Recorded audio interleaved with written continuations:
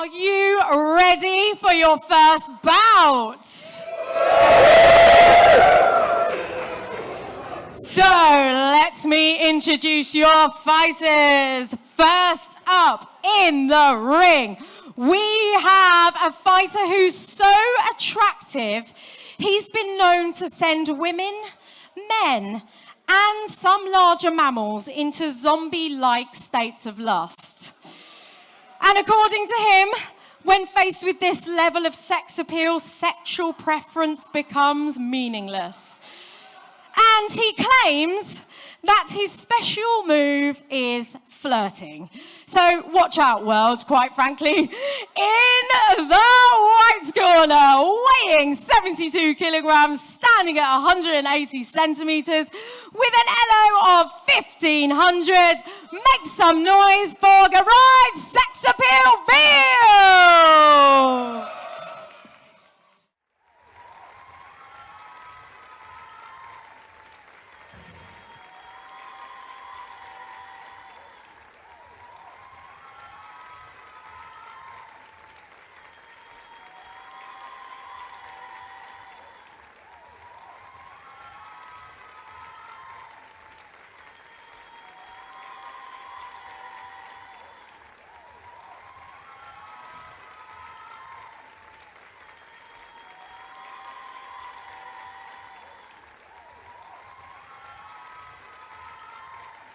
Someone might want to come and fix the chess set.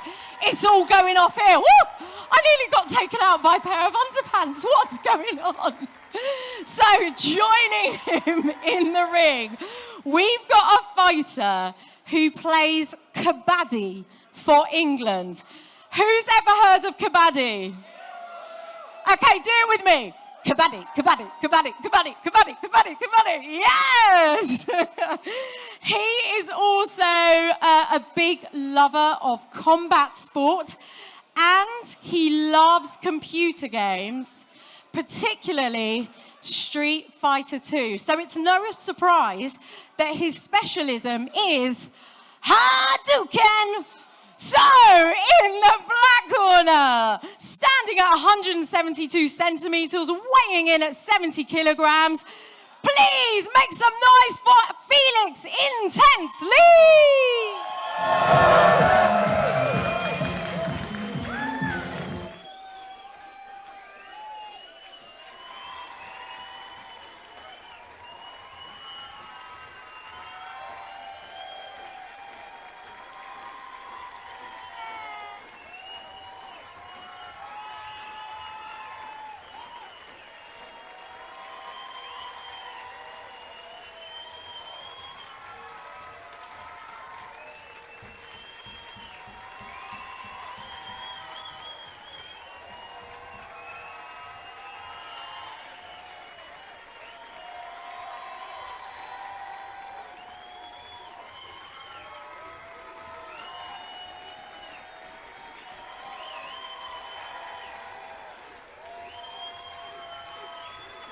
Let's give it up for both fighters.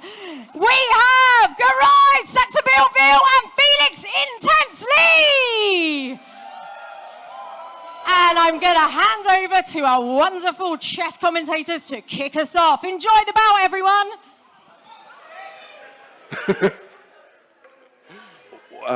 What a pair of entrances there, Matt. I've never seen so much underwear at one time, as I can see right now. I'm not going to lie, Chris. This is going to be a hell of a fight. Just look at Felix's legs. Well, actually, they're kind of hidden now, so that would have worked earlier when I saw him in his shorts. So round one chess. We've got a few minutes of speed chess coming up here. They're going to draw for colours first, I believe. Yes, the draw for colours, of course. White always goes first. It's like serving in tennis. It's a little advantage. You get to guide the position into the type of arena you like. Do you want to go for a positional game? Do you want to go for a really, really open game? So being white can be quite useful. But as we saw from the World Championship, winning with black does happen. And actually being on the back foot to start with can be good because you can be a little bit reactive, you can soak up the pressure and then allow the momentum to swing your way. So I think this is going to be an absolute corker, and I'm really, really excited. So being white a certain advantage, and it looks like Gearoid has the white pieces, so he'll be leading off. In the audience, if you keep an eye on the big screen up on the stage, you will be able to see the chess position there live on the board. You'll see some coordinates along the bottom. You'll see some letters A through to H, and then running top to bottom, you'll see some numbers 1 through to 8. So that designates the coordinate system.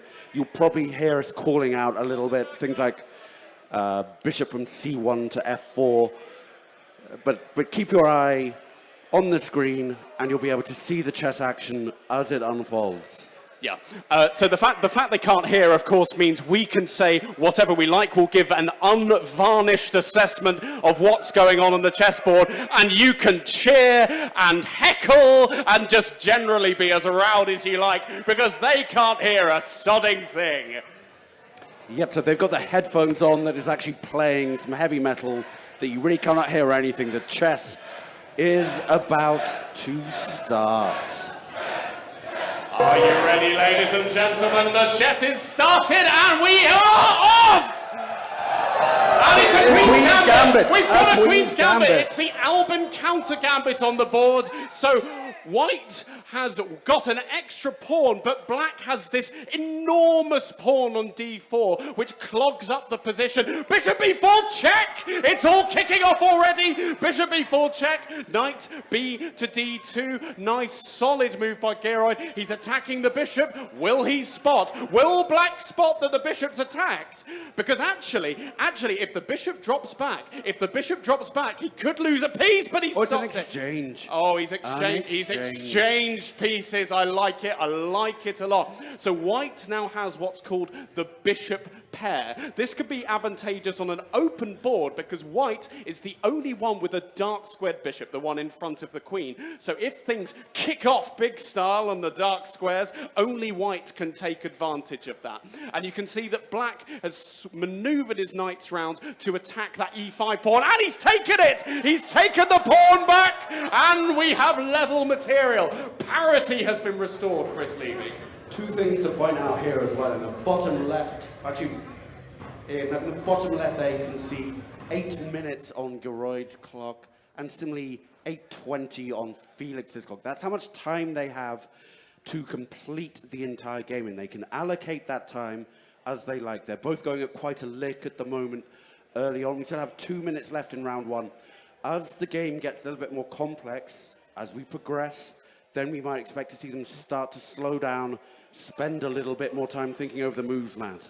Yes, absolutely, absolutely. This is critical. We're kind of coming out of the opening and into what is called a middle game. Queen to c2, of course, defending the pawn. Oh, bishop to g4. Interesting developmental move. White can kick that bishop with h3, give his king some breathing space on h2 in the future. So that's the pawn directly in front of the rook nearest his king. So bishop g4, I guess an aggressive idea. He can drop it back to h5 and g6 if white kicks it, and just generally black will be looking to castle his king and find some way to get this move pawn to d3 in. And actually, pawn to d3 now would be a possibility, but he's not played it. He's dropped the bishop back to h5. But I really like black's idea, of playing his queen's pawn forward 1 square. But that doesn't actually work quite so well now because you've got queen 2 squares diagonally check. But I think black's position. Oh, he's taken a pawn! White's taken a pawn! We're no longer at parity, ladies and gentlemen. White is a pawn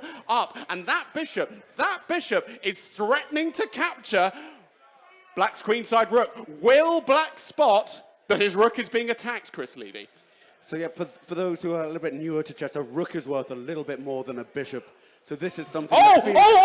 So he's played bishop to g6 thinking that obviously a rook is worth less than the queen. So he's thinking if the bishop takes the rook, I can take the queen. But white can play queen to a4 check, an intermezzo for any Italians in the room or at home. And then after the king moves, then he can capture the rook. So he's done it! He's done it! White has played queen a4 check, a heroic spot by Gearoid Veale. What a play by the Irishman. And he can now take that rook next move. A slightly rueful grin from Felix there as well. He's getting into trouble on the white squares here, Matt. You can see his face etched with sadness, but no, it's a professional move, knight back to d7. And what black needs to hope for now, he's going to lose a rook, which is worth 5 points, and that's the bell! That's the bell, ladies and gentlemen! White, I think, with the advantage, but a ton left to play for. This could be going deep, I think, Matt. There's a good couple more rounds of chess left in this yet.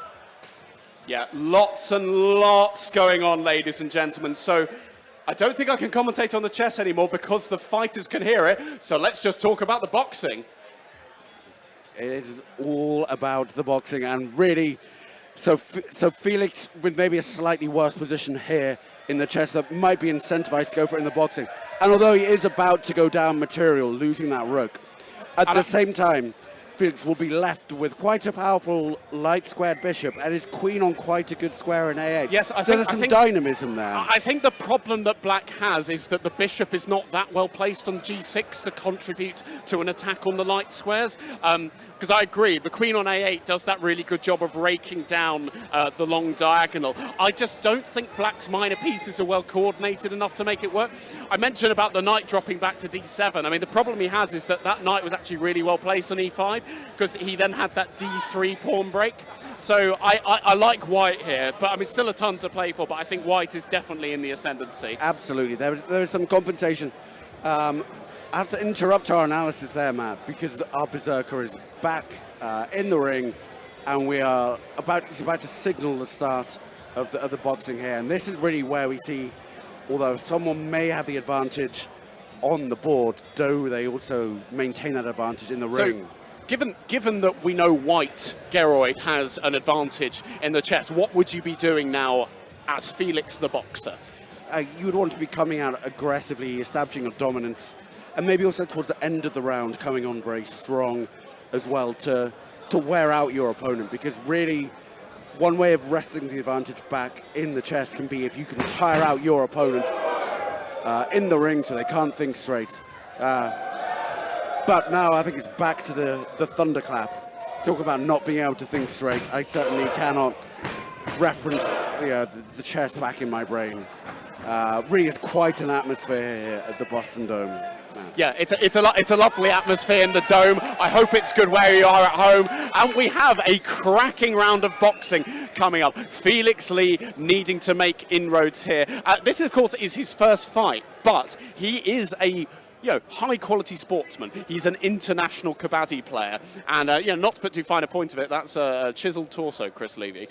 He is looking a lean, mean machine, indeed. But Gearoid is an experienced campaigner. I think this might be his third fight now. I think this is his fifth fight. I believe it's his third fight with a 100% record, however. Goodness me. A low-quality stat there on my end. And that's the bell. And Gearoid comes out slightly crab-like, both fighters looking to establish the jab. Actually, maybe Gearoid a little bit more. We've already been...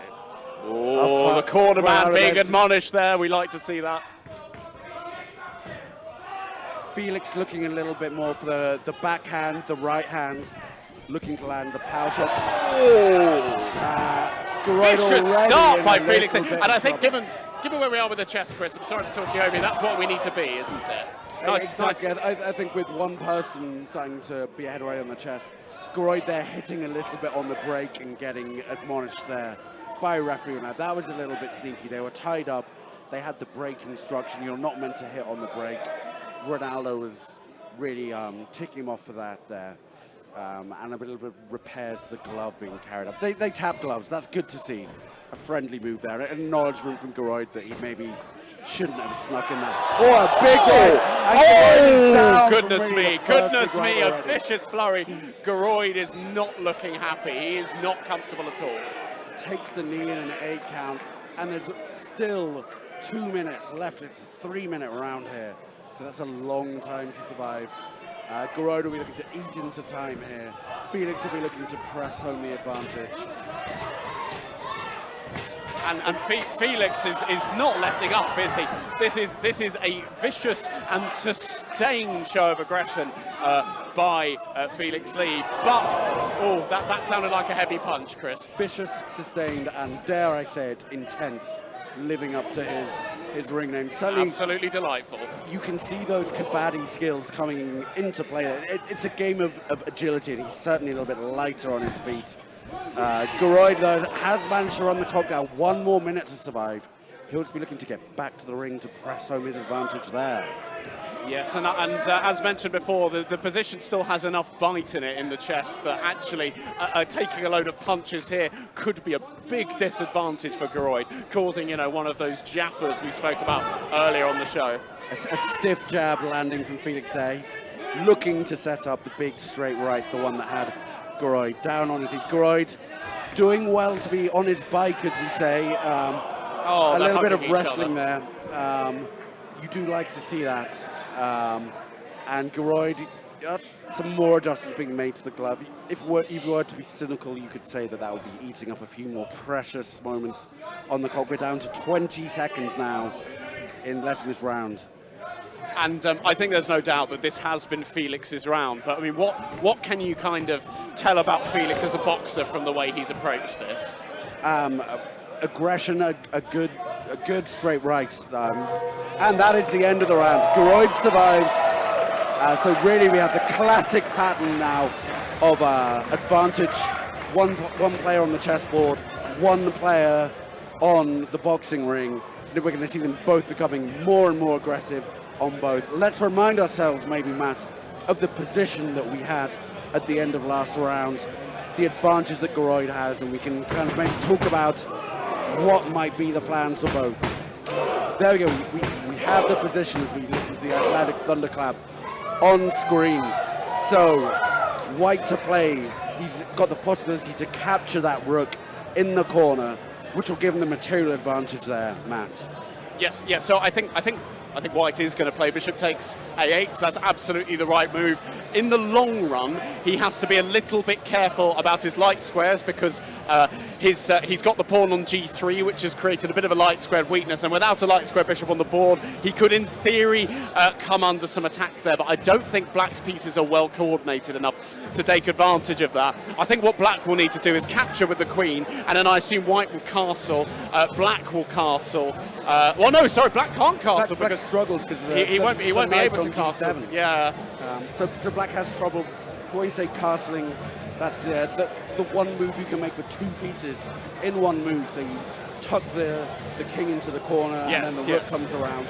So black might also have some problems with his king being exposed in the middle, which you really don't like. Really, one of the things in the early stage of the game, you want to tuck your king into safety. So black's really going to struggle here, Felix, despite having had a good boxing round.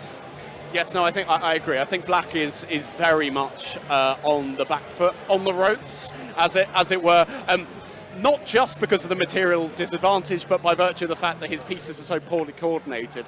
He can take the bishop, and then after white castles, he can't castle himself, which is fundamentally a problem because that knight will drop off the board. So he's got to take more time out in order to be able to coordinate his pieces. I think even once he does, it's very hard to take advantage of those light square weaknesses.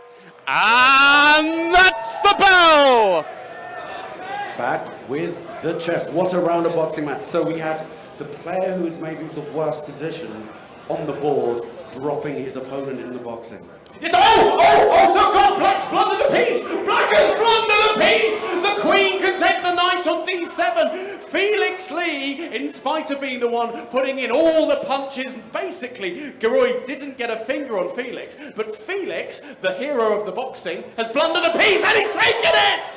And he's taken the knight. Oh my word, black was in a horrible position, and it's just got a lot worse, Chris Levy. That's right, so Gearoid is now up by an entire rook on his opponent, which in a game of chess between 2 strong players is really quite a lot of material there. A rook and a pawn, in fact. So for Felix, what I might be looking to do here is slow it down a little bit, knowing I've got the advantage on the boxing, just try and draw it out and make sure that you survive this round of chess. Yes, so Felix has two strategies here. One, he can find some way, just some way to open up White's king side so that the weak light squares, so the square immediately in front of White's king, can be taken advantage of. So that's one strategy, and a very, very difficult one to put in play. The other one is basically to stall. Just do whatever he can to prolong the chess, play sensibly, don't blunder any more material, and hope that he can win in the boxing.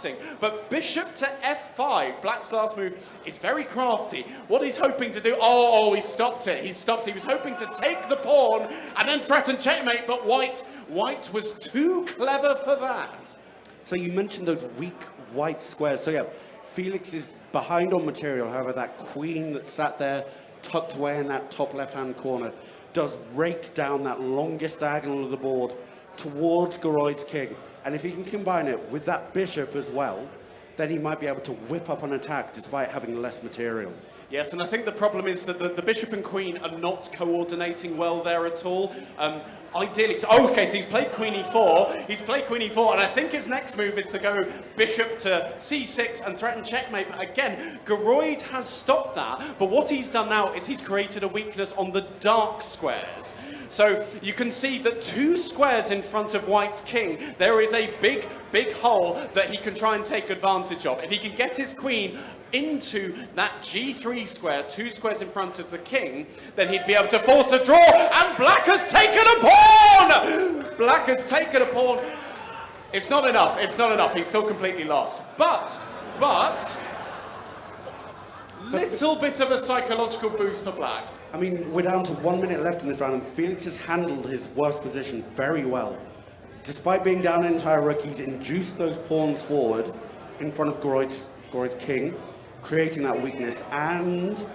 So White has offered a trade of queens, which Black doesn't want to do, and he avoids it. He avoids it. Smart play by the Kabaddi champion. I really, really like that. Queen to b6. Potentially it can swing into the dark squares again. B4. So it looks as if Black can... Oh my God! He's won it!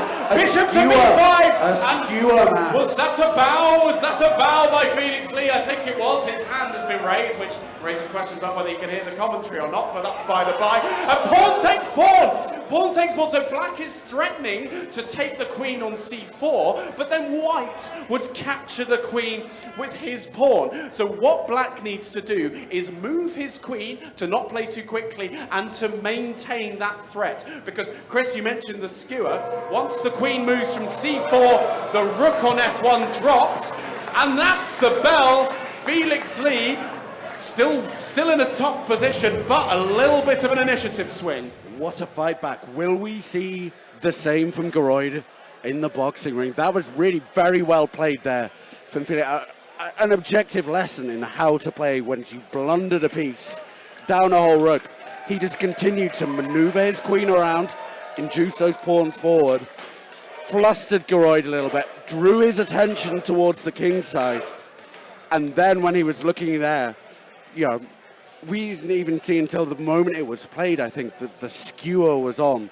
So threatening the queen with the bishop, the queen has to sidestep, and then Felix will pick up the rook that's behind the queen in exchange for his bishop. He'll still then be down a bishop, but down a bishop rather than a rook is a lot better than it was at the start of the round. And actually, now I look at the position properly, I think Black can play queen c7 next move, and then once the queen drops back, he can play queen to g3, queen forcing G3. a draw. There's what we call perpetual check, which is just like where they could go on literally forever with the checks. If that queen works its way into g3, it can then oscillate between g3, take the pawn on h, it doesn't really matter, but it basically check forever would mean a draw on the chessboard. And a draw would be a phenomenal result for Felix Lee, given what we've seen already. But Chris, talk me through what both sides need to do here. I mean, Gearoid just really needs to kind of really just level himself here. He had the advantage on the chess, was clearly so and Felix, buoyed by his comeback in the chess, was looking to throw the uppercut there. as well. He's really looking for the power shots with his back right hand. So he's establishing the jab and the dominance, but looking for that blow that would get Gearoid down. As we saw in the first round, Gearoid is holding on there. Gearoid is looking to get through this. And what a comeback from Felix, I think. And I think given what we've seen in the chess, the fact that Felix has had an initiative swing, I think it looks like he might be able to force a draw as well. So he will be feeling much more confident now. Though Gearoid has had, I think, a less shaky start than last time, I would say. I think he's being wary of that right hand. He's moving around a lot. So he is, as I said in the first round, on his bike. So I think you can see he's stepping back, trying to avoid the power shot and just get through there. The right lands to the body there. I certainly felt that one. That was straight into the liver of Gearoid. The body shot, the body shot drops him. So the body shot, it really takes the wind out of you and it stops you from running. He's taking the 8, taking a count, 6, 7, and he's on his feet. He is on his feet. The crowd are boring him to get through. He's really struggling to get his... Oh, it's off! It's He's off. gone! He's gone! It was that body shot. The body shot ends it. Wow! Oh my giddy aunt. That was right in the liver. I've been the recipient of one of those. You often think in the head is the ones that you associate with the KO. But once you get it really just right in that spot, then yeah, you just can't get back up. And that's going to take Gearoid a good couple of minutes to recover from.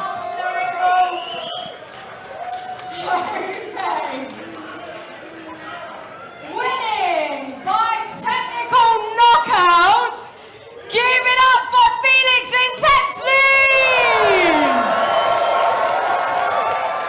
And let's have a huge round of applause